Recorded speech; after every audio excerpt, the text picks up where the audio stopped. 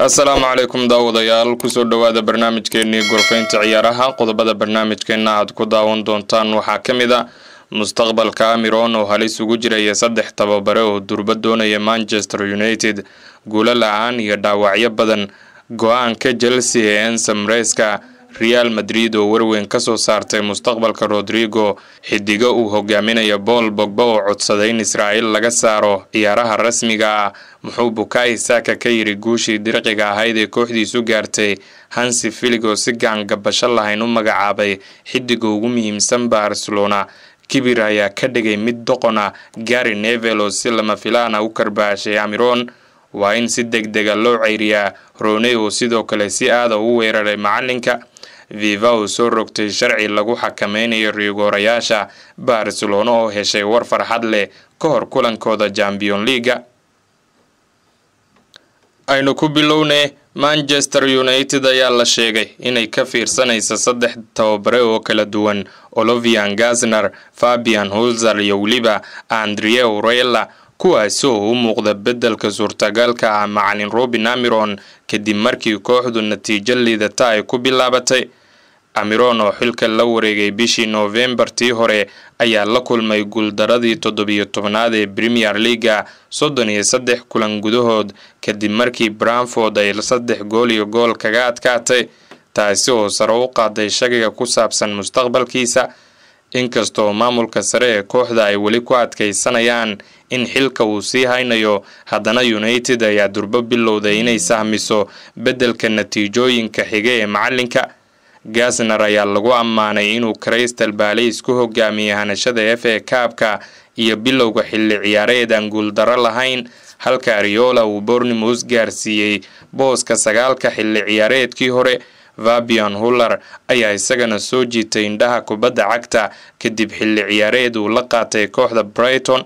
maamulka United ayaa markan si taxadar looga fiirsanaya go'aanka ugu dambeeya kadib erintii Erik ten Hag ee shaqada looga eriyay si degdeg leh sanadkii hore waxaana suurtagal ah inay mudnaanta siiyaan tababarayaal hore khibrad ugu yeeshay Premier League Ingiriiska kooxdu hadda waxay ku jirtaa qaybta hoose ee kala sareynta waxaana cadaadiska xoogan saaran yahay Robin Amiron xitaa Southgate oo ah tababarihii hore ee xulka England ayaa lagu tilmaamay fursad fog oo mustaqbalka United iyadoo maamulka ay doonayaan tababare wax ka bedeli kara xaaladda hadda ay ku jirto Manchester United tababaraha Chelsea Enzo Maresca ayaa wali haysta taageero buuxa oo madaxa sare kooxda inkastoo ay ku jirto xaalad natiijo adaga Blues ayaa kaliya hal gool gaartay 5 kulan ee ugu dambeysay tartamada oo dhan taasi oo ahayd guul ciriiri oo Carabao Cup-ka ay ka gaareen Lincoln City hase yeeshee guddiga maamulka Chelsea ma jiraan wax argagax leh oo u muuqda sida uu qoray wargeyska Telegraph Matt Lewis agaasimaha sportska iyo madaxa sare ee kooxda ayaa wali ku qanacsan inay Maresca uu yahay shakhsiga saxda ah ee mashruucan hogaamin kara ciyaartoyda dhaawaca ku maqan iyo ganaaxyada ayaa loo arkaa sababaha ugu waaweyn ee hoos u dhaca kooxda ku yimid iyadoo madaxa ay tilmaamayaan dulqaad iyo adkaysiga Maresca iyo shaqadiisa waxay cadeeyeen in xilli hore ay tahay inay soo gudbiyaan xaalad noocan oo kala hadafyada kooxda ayaa wali ah sidii hore u yaalay in la xaqiijiyo booska 4 sare ee Premier League in si adag loo tartamo xilli ciyaareedka Real Madrid ayaa wali taageero buuxda u haysa weeraryahanka Brazil Rodrigo inkastoo xilli ciyaareedkan uu hoos u dhacay daqiiqadaha uu ciyaarayo kooxda uu hogaamiyo macallimu Xavi Alonso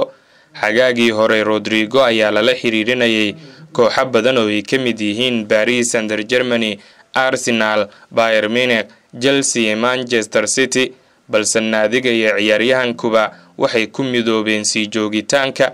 24 sano jirkan ayaa si cad u sheegay inuu doonayo sii joogitaanka kooxda uu booskiisa u dagaalamo halka Madridna ay ku adkaysanayso inuusan iib ahayn inkastoo uu ku dhibaatooday inuu si joogto ah u helo boos haddana madaxa kooxda ayaa u arka qayb muhiim ka ah waqti dheer ee qorshahooda iyadoo Vinicius iyo Kylian Mbappe ay hogaaminayaan weerarka fursada Rodrigo ay xadidan tahay balse maamulka ayaa ku boorinaya inuu yeesho samir Madrid waxay rumaysan tahay in tayada iyo dabacsanaanta Rodrigo inay muhiim u noqon doonto xilli ciyaareed dheer. Fariinta kooxda ayaa in ciyaaryahankan uu haysto kalsooni buuxda oo maamulka taasi oo u kalifaysa inuu sii joogo kooxda. Warbaahinta British Broadcasting Corporation oo loo soo gaabiyay BBC ayaa ku warantay in 48 ciyaartooy xirfadlayaal ah oo ay ku jiraan ciyaaryahanka Faransiiska Paul Pogba Monaco ay saxiixeen codsi lagu dalbanayo in Israa'iil laga mamnuuco dhammaan ciyaaraha sportska caalamiga. Qoraalka codsiga ayaa lagu sheegay annagoo ciyaartooy xirfadlayaal waxaan aaminsanahay in sportsku ixtiraamayo mabaadi'da cadaaladda, sinaanta iyo weliba insaaniyadda.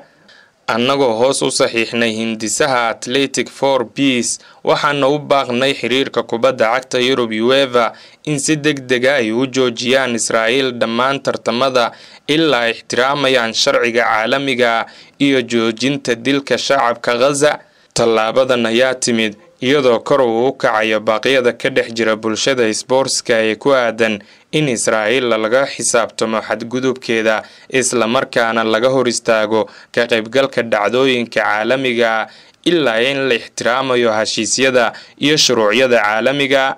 Warbaahinta UK ayaa sidoo kale xaqiijisay in ka badan xubno guddiga fulinta UEFA inay muujiyeen taageero ku aadan go'aanka lagu xoojinayo xubinnimada hay'adda ciyaaraha Israa'iil ee ururka qaaradda Yurub. Gaza ayaa la daalaa-dhacaysa xadgudubka bini'aadanimo ee aan horey loo arag sababo la xiriira duulaanka Israa'iil ee ku socday 2 sano taasi oo galaafatay nolosha kumanaan rayid ah oo ay ku jiraan tiro badan oo haween iyo caruura.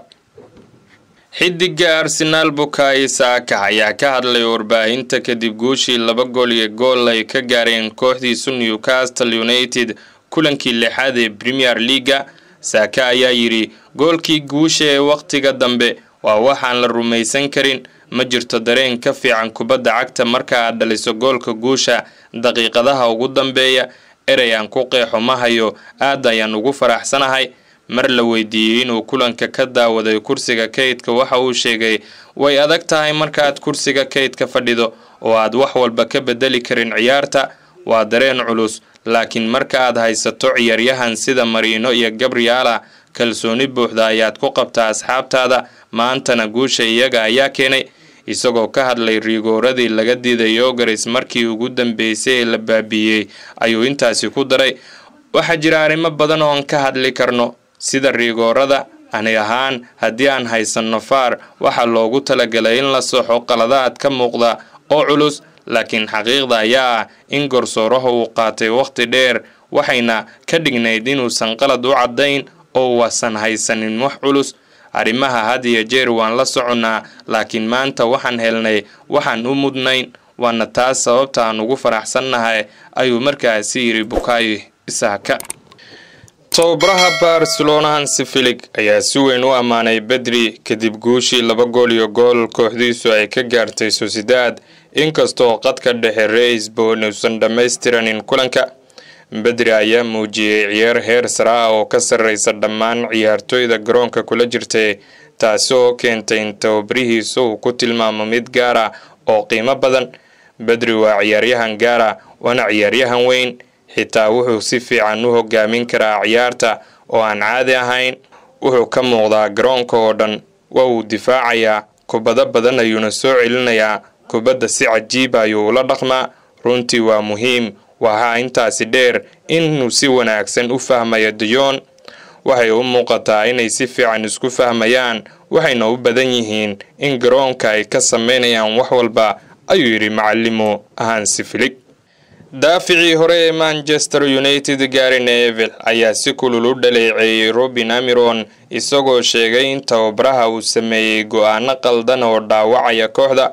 Neville ayaa si gaar ah uga hadlay ciyaaryahanka qadka dhexe ee Mason Mount oo laga ciyaarsiiyay daafaca midig, isagoo tilmaamay in go'aankaasi uu tababaraha kaga dhignaa mid doqona. xidigii hore ee Ingiriiska ayaa sheegay inuu si aad uga walaacsan yahay sida tababaraha u maareeyay guuldaradii Brentford isla markaana uu dareemayo in tababarihii hore ee Sporting Lisbona uu shaqadiisa khatar ugu jirto. waxaan aad uga walaacsanahay habdhaqankiisa sababna uma arko inuu ka aamusan yahay waxqabadka natiijooyinka iyo isbedelka ciyaartoyda kulankii Brentford aad ayay u liiteen. waxaan arkayay waxaan macquul ahayn kulankii dhamaadka Grimsby oo ay ka hareen Carabao Cup-ka 2 toddobaad ka hor. Monte ayaa ku dhameystay isagoo ciyaaraya daafac bidix. waxaan jecelahay tababarayaasha adkaysiga leh iyo kuwa ku dhagan nidaamkooda, laakiin marka aad Monte ciyaarsiiso daafac bidix waxaad u muuqataa mid doqona.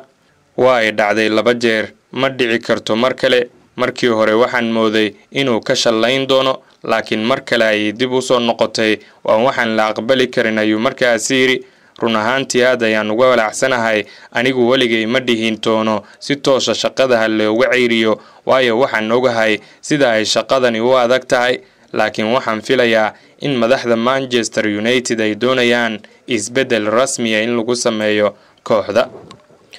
waxaa soo baxay warar sheegaya in FIFA ay sii wadi doonto isbedel weyn oo lagu sameynayo xeerarka rigoorayaasha, taasi oo meesha ka saaraysa fursado kubad dib loogu celin karo haddii rigooraha uu badbaadiyo ama ay ku dhacdo birta. sida uu sheegay garsoorihii hore ee Reis Ben Eduardo Iturralde oo ka hadlay Cadena Zero, madaxa garsooraha FIFA ee loo yaqaano Benjamin Cullen ayaa riixaya waxa uu ugu yeeray kacaanka rigoorayaasha. heshiiska cusub wuxuu dhigayaa in rigoore la seego ha ahaato gool haya badbaadiyay ama kubadda ku dhacday birta, ciyaartu si toos ah u dhamaanayso iyadoo la dhigayo gool kulaad. waxaana la sheegay in qorshahani uu taageero u yahay madaxweynaha FIFA Giovanni Infantino. haddii sharcigan cusub la ansixiyo, ciyaaryahanku wuxuu heli doonaa hal isku day oo keliya. haddii uu ku guuldareysto, ciyaarta ayaa la joojin doonaa. waxaana meesha ka baxaysa fursadda ciyaartoyda safka hore ee ku sugan inay ku boodaan kubadda, taasi oo soo noqotay. taas ayaa sidoo kale meesha ka saaraysa muranka ku saabsan ciyaartoydii hore u dhaqaaqayay. si kastaba weli lama cadayn sida loo maareyn doono xaaladda kubadda tiirka ku dhacda iyadoo aan goolhayuhu taaban. haddii la ansixiyo, sharcigan cusub ayaa dhaqangeli kara xilli ciyaareedka 26-27, taasi oo ka dhigan in koobka adduunka sanada 2026 ee Canada, Mexico iyo Mareykanka uu noqon karo kii ugu dambeeyay ee lagu arko rigoorayaal dib loogu celinayo. go-aanka kama dambeyska waxaa iska leh International Football Association Board oo loo yaqaano IFAB, hay'adda kaliya ee sharci ahaan awoodda u leh inay wax ka bedesho xeerka ciyaaraha. hore IFAB ayaa diiday qorshe la mid ah kadib markii ay dhageysteen aragtiyo ka yimid horyaalada iyo kooxaha kuwaasi oo ku doodayay in muhiimadda rigoorayaasha aysan yaraan karin. Cullen ayaa hore u difaacay fikradda inuu sheegay in Republican sharciyada cusub ay noqon doonaan raaxo u dhalatay goolhayayaasha, isagoo dhaliilay ciyaartoyda safka hore ku yaacaya xilliga rigoorayaasha la qaadanayo.